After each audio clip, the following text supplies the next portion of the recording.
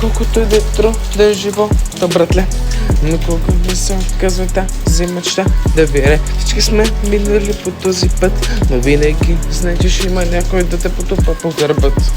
Ветерите са там за това, те подкрепя в това, което правиш, и със сигурност не трябва къде си тръгна да забравиш. Аз не винаги съм бил приеман добре някой изследи. Това е нормално, може би не ми било писано, съм там и Господа ме потопи. Искам да съм свои води, никой да не ми каза какво да правя с живота си.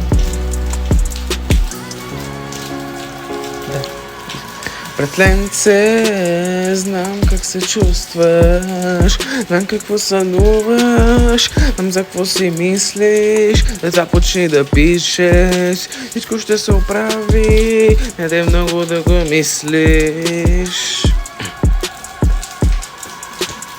Винаги съм бил самотното дете, никой не ме уважаваше, дори когато бях момче. Обичах да си игра с играчки, фигурки, обаче моите познати никога не ми бяха сигурни. Винаги ме обиждаха и псуваха, нямаха ми чувствата. Болно ми беше всеки ден, че сякаш съм в плен, сякаш аз не съм мен. Обаче тази болка винаги ще си остане в сърцето, ще я занеса с мене даже на небето. Благодаря ти, Господи, че ми помогна, че на върха пак ме върна, че ми помогна да се осъзная, а не в небето дори да.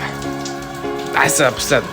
Братленце, знам как се чувстваш, знам за какво сънуваш, знам за какво си мислиш, започни да пишеш, всичко ще се оправи, не дай много да го мислиш.